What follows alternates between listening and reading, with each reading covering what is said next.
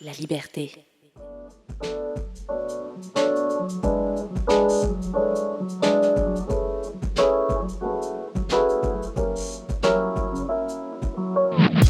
Bienvenue dans Baladar, là où de jeunes Manitobaines et Manitobains nous font découvrir les richesses culturelles et artistiques de la francophonie d'ici et d'ailleurs.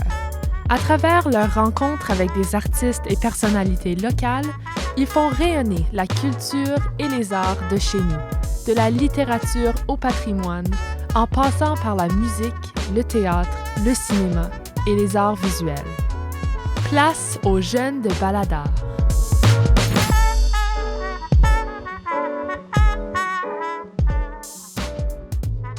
Quand on pense au cinéma, on pense souvent au jeu des acteurs, à la caméra, au montage, mais on oublie parfois un pan invisible qui construit l'univers visuel d'un film, le département artistique. Et à l'intérieur de ce département, le graphisme joue un rôle essentiel.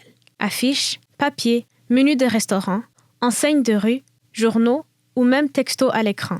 Chaque élément graphique contribue à donner vie à un monde crédible et immersif. Pourtant, ce travail minutieux reste souvent dans l'ombre. Qui conçoit ces objets visuels? Comment s'articule la collaboration entre graphistes, concepteurs artistiques et le reste de l'équipe de création?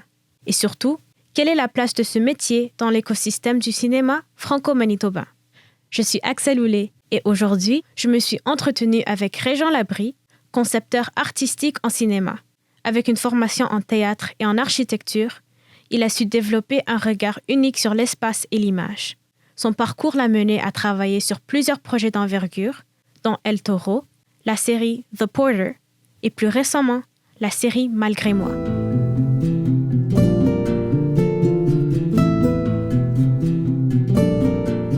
Bonjour Régent, c'est un grand plaisir de t'accueillir sur Baladar aujourd'hui. Merci Axel, oui. Oui, alors pour cet épisode consacré aux arts visuels, je me suis particulièrement intéressée au graphisme, qui est un art qu'on retrouve absolument partout autour de nous. Oui.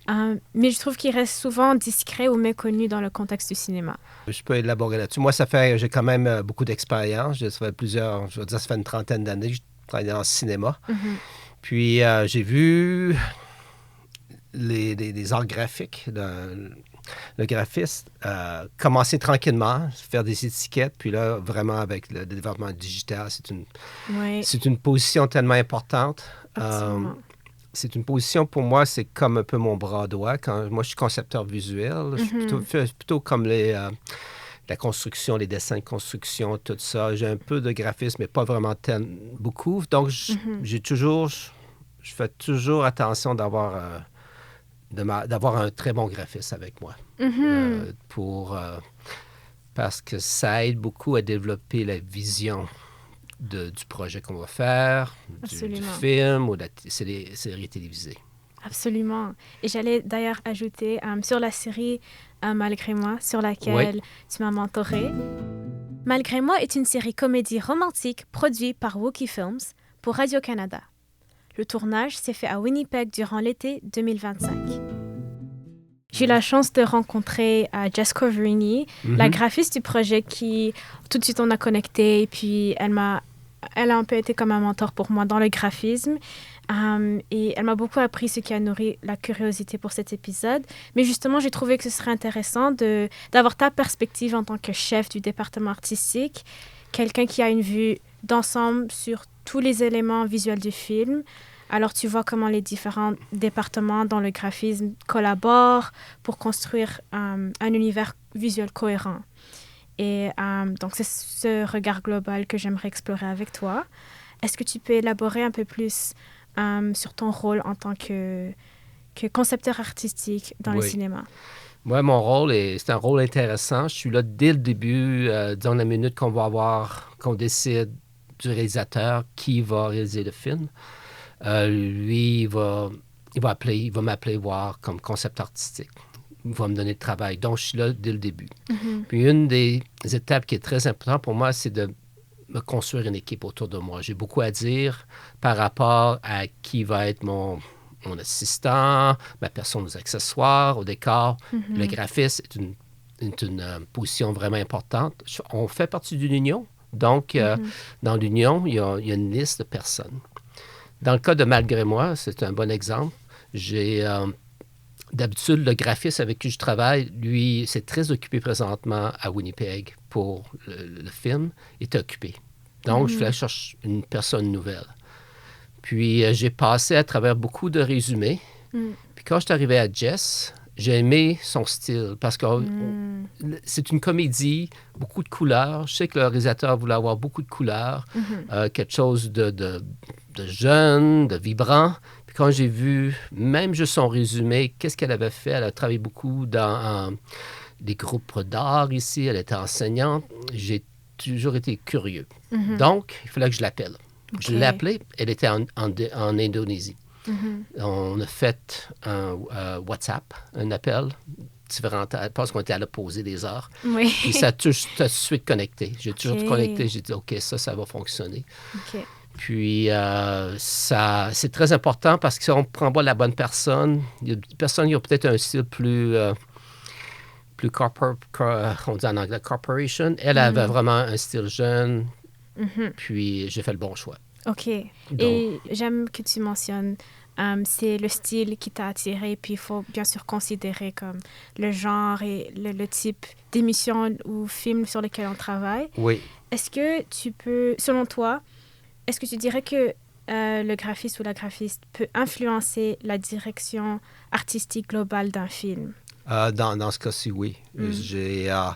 J'ai été agréablement surpris de l'énergie.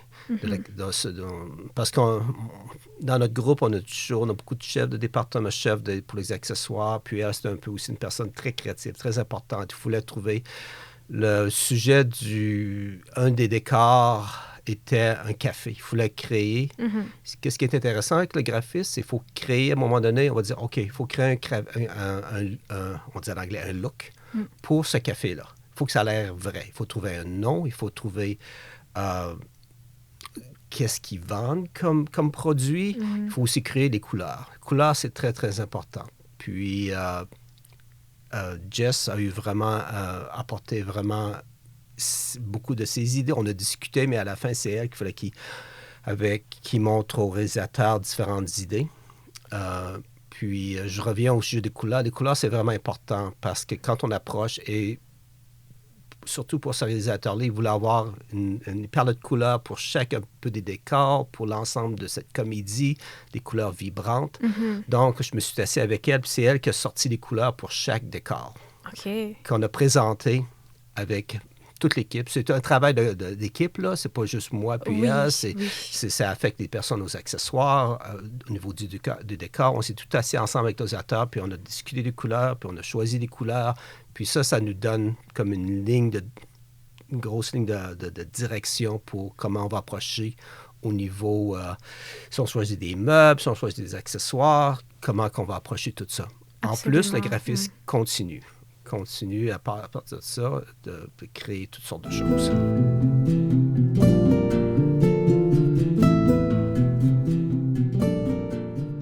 C'est beaucoup de travail. C'est beaucoup de travail. Ça prend une personne qui est très...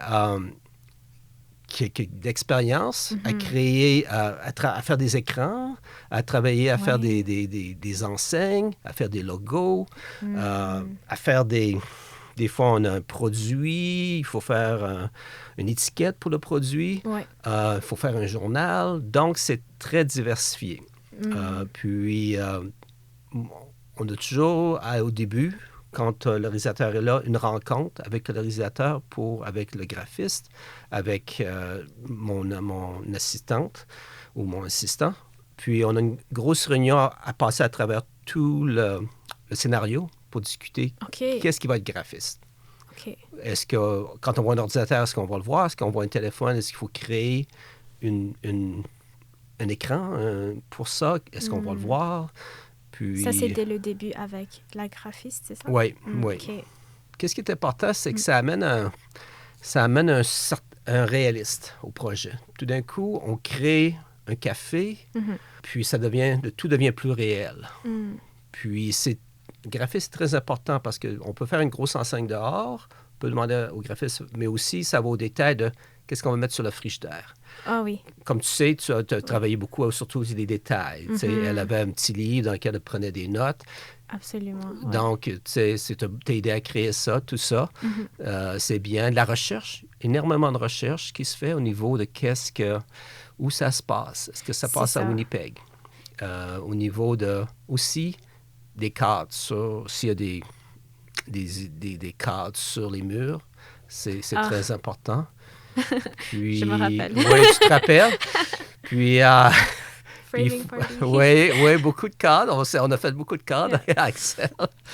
Puis aussi, ça touche beaucoup parce qu'on ne peut pas juste prendre une photo, quelque chose puis le mettre sur l'écran. C'est les ça. droits d'auteur. C'est ça. En anglais, clearance. Puis ça, c'est tout un domaine qu'il faut acheter sur des droits à des compagnies qui fournissent des bandes de photos, mais aussi des fois pour des noms. Donc, c'est un procédé que souvent une personne spéciale qui s'occupe juste de ça au niveau des droits d'auteur. OK. Et je voulais savoir aussi de la perspective, de ta perspective en tant que chef du département, comment le graphisme aide-t-il à ancrer un film dans une époque ou un lieu spécifique ou comme d'évoquer un temps spécifique, disons? Oui, celui-là, ça se passait présent. C'était contemporain. On avait un réalisateur qui voulait... Notre client, c'était à la fin, c'est pour Radio-Canada. Radio-Canada voulait, ça faisait peut-être la quatrième production que je faisais avec eux autres. Okay. On avait fait C'est intéressant que tu parles de temps. Avant ça, j'avais fait des choses sur Gabriel Roy. C'est ça, qui se passait en 1920-1930. Donc, le graphisme est très différent. La façon qu'il écrivait des lettres était différente. Les journaux étaient différents. Puis, il y avait il y a beaucoup de recherches à ce niveau-là. En termes de difficulté, est-ce que de ce que tu vois, est-ce que c'était peut-être un peu plus un défi dans le processus de recherche, par exemple? De créer des trucs de graphisme pour une époque qui se passait un peu plus dans le passé. Avec Gabrielle Roy, c'était plus difficile parce qu'elle était une écrivaine. Donc, il ne fallait pas se tromper dans ses lettres, comment c'était écrit. Il y avait vraiment, au niveau du français, au niveau même du style, avec quel crayon c'était écrit. Des fois, bien souvent, nous autres, c'est plutôt imprimé, mais là, c'était des lettres qui étaient écrites, ça a l'air écrite. Les enveloppes, qu'est-ce que ça a l'air des enveloppes de 1920? Elle était à Paris, elle envoyait des lettres. Mais pour moi, c'est intéressant parce que c'est 1930, Paris, un peu hors déco. On allait chercher des styles de cette époque-là. Donc, c'était plus... Tandis que maintenant, c'est aussi difficile, mais c'est plus libre en termes de qu'est-ce qu'on peut faire. Sûrement, oui.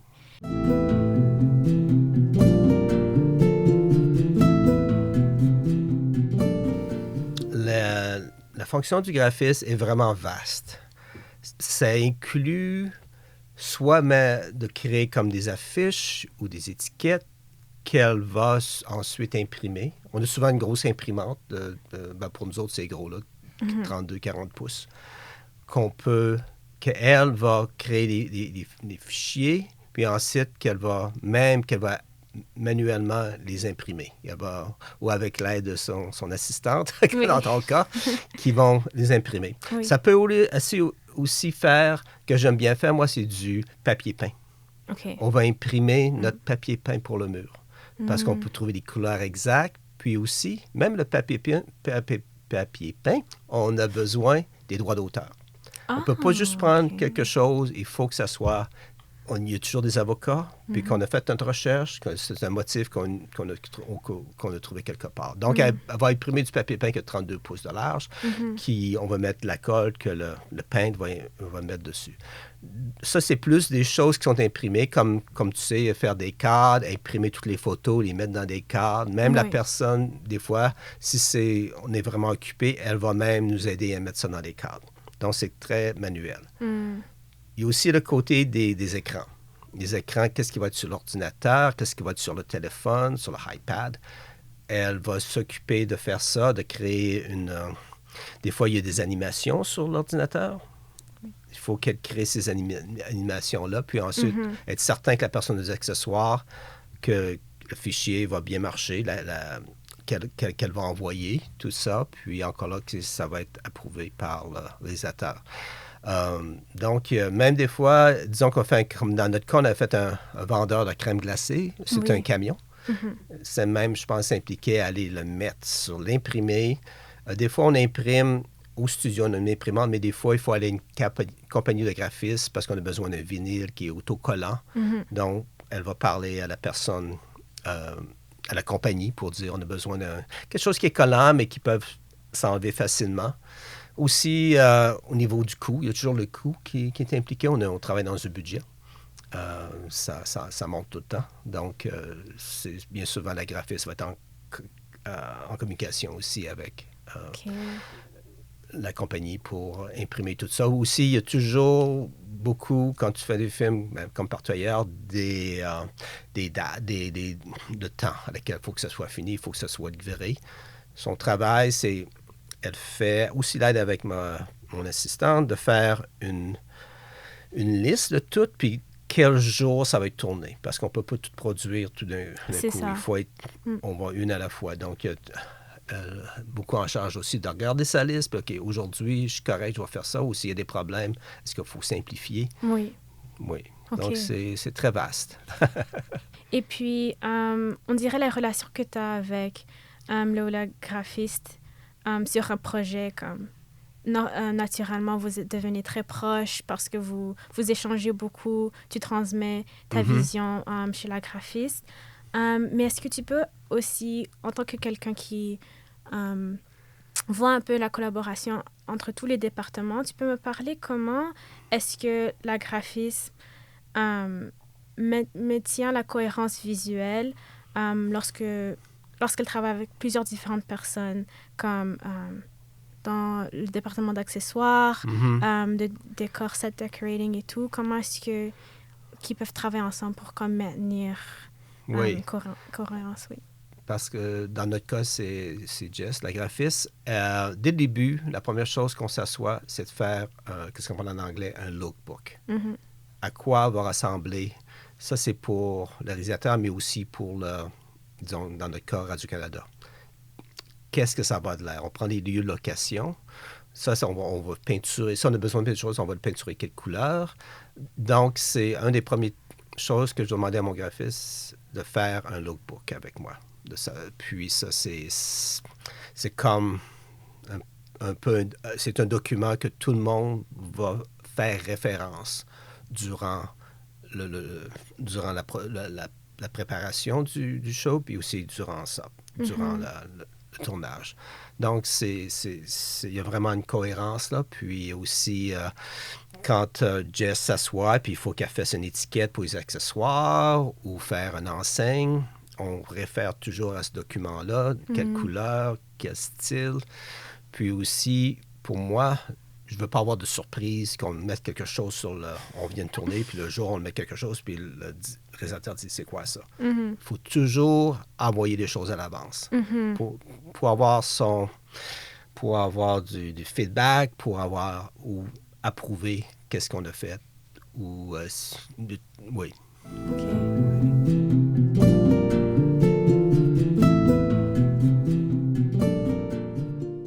Quel conseil donnerais-tu à un jeune qui souhaite se lancer dans ce métier? Pour moi, c'est toujours important. Ça donne une énergie d'amener des jeunes, des gens qui sont intéressés. La position en anglais, Art Department Assistant, c'est la meilleure position pour commencer parce que travailler avec le département artistique. Puis, j'ai fait une première série de mentorship. C'est quoi en français, mentorship? Mentor, oui, de 10 heures. Puis là, je me suis aperçu qu'elle était vraiment intéressée. J'ai vu qu'est-ce qu'elle faisait. J'ai vu qu'elle avait du potentiel, qu'elle avait un intérêt pour les arts graphistes. Le graphisme, tout ça. J'ai dit, ça, c'est intéressant. C'est un bon moyen de commencer. Le graphisme, c'est très important. Même si tu veux devenir plus tard, tu penses de devenir plus tard designer, c'est une très bonne position à développer tes connaissances. Puis là, tu as rendu notre union, qui est IATSE Local 856, a des programmes pour amener des jeunes il aide à payer le salaire. Donc, ça, c'est une autre étape. Mais il faut que vous deveniez avoir un permittees. C'est comme un permis. En premier, il faut que vous allez là mettre votre nom pour être éligible pour devenir comme un interne sur un projet.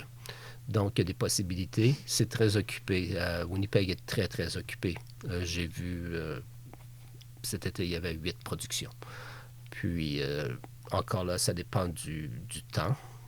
Mais surtout l'été, c'est très occupé.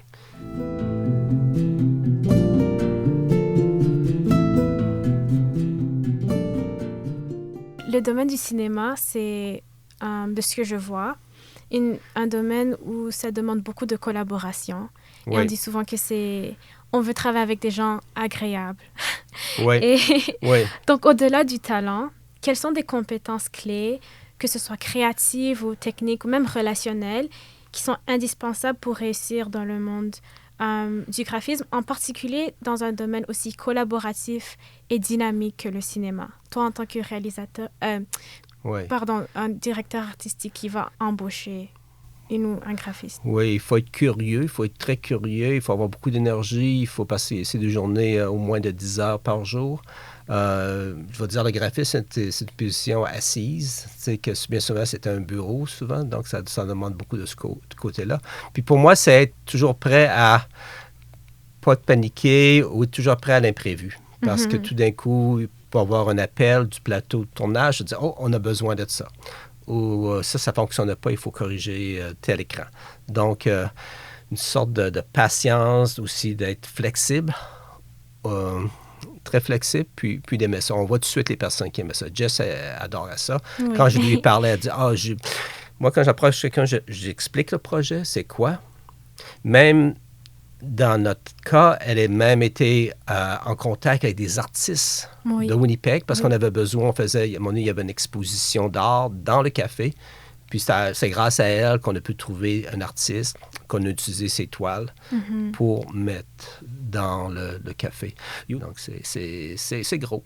Quand même, beaucoup de responsabilités. Beaucoup de responsabilités, mais on discute beaucoup ensemble. C'est ça. Puis, je suis certain que les gens qui veulent... Je pense que les gens qui travaillent là-dedans sont animés. C'est ça. C'est pas c'est différent de travailler peut-être dans de 9 à 5, c'est toujours différent. On peut faire un projet de 3 mois, ça va se passer maintenant, contemporain à Winnipeg. L'autre projet peut se passer en 1970. Donc, ça prend plus de recherche. C'est quoi le graphisme, les couleurs dans ce temps-là. Donc, c'est ça. C'est toujours différent. Et curiosité. Oui. Curiosité, c'est vrai. Et puis, je peux... quand j'étais sur Malgré moi, j'ai vraiment vu ça, ce processus qu'il fallait être... il y avait beaucoup de recherches à faire. Il fallait être très ouvert à potentiellement recevoir comme des notes de dernière minute et puis être toujours prêt à faire de plus longues heures. Et c'est différent, beaucoup de variétés dans ce qu'il faut faire en tant que graphiste. Il y a amplement de responsabilités. Donc, j'ai appris beaucoup de choses. Quand ça venait il fallait comme créer une vidéo aussi, comme une vidéo YouTube à un point, à cadrer des images, faire la recherche pour des images, créer comme une sorte de scrapbook pour un journal intime pour une de nos actrices. Donc, c'est ça. L'actrice, tu as très bien fait, Axel. Moi, quand j'ai su que tu venais comme interne, parce que moi, je cherche toujours à amener des personnes jeunes qui ont au niveau du graphisme, c'est tellement important, il y a tellement de choses, vous êtes plus vite à ça, vous êtes intéressant. Donc, oui. Merci. Merci beaucoup, Régent. C'était un grand plaisir d'échanger avec toi et je trouve honnêtement passionnant de voir que vraiment, certains domaines d'art se croisent beaucoup plus qu'on le pense. Oui. Et quand on fait vraiment attention et on observe, dans les films qu'on regarde, on peut voir comme tous les petits détails qui sont dans l'arrière-plan. Il y a eu beaucoup de réflexion à l'arrière de tous ces éléments. Donc, j'espère que les gens vont regarder cette série télévisée Malgré moi sur Radio-Canada qui devrait sortir sur ICTV plus tard cette année. Puis Produit par Wookie Films. Wookie Films, oui, Wookie Films, que j'ai adoré. La première fois que je travaille avec, la première fois qu'ils travaillent avec sur un gros projet, puis je suis certain qu'ils vont en faire d'autres. J'ai entendu Radio-Canada était très impressionné par ce qu'ils ont fait. Puis pour moi, j'aime beaucoup travailler sur les projets d'ici, qui se passent à Winnipeg, surtout des projets francophones, parce que ça nous donne la chance de montrer qu'il y a des gens de talent ici. Puis, absolument. Ouais. Merci beaucoup, Réjean.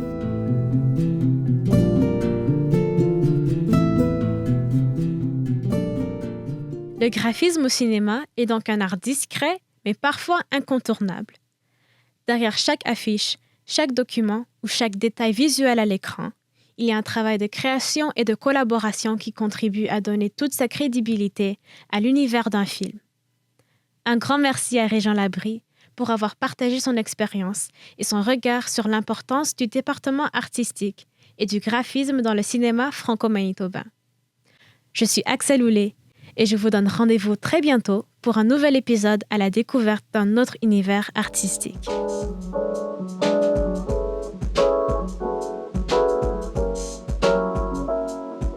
Vous venez d'écouter un épisode de Baladar, une série audio produite par La Liberté, rendue possible grâce au soutien financier de Patrimoine canadien. Conception de cet épisode, Axel Houlé avec l'aide de Morgane Lemay. Enregistrement et montage, Alicia Régnier, Martha Guerrero et Mehdi Bérédal. Gestionnaire des opérations, Mélissa Odino. Directrice adjointe, Lisiane Romain. Directrice générale et rédactrice en chef, Sophie Golin. Et un gros merci à Louane Bourdeau, notre mentor en art visuel, pour son aide précieuse.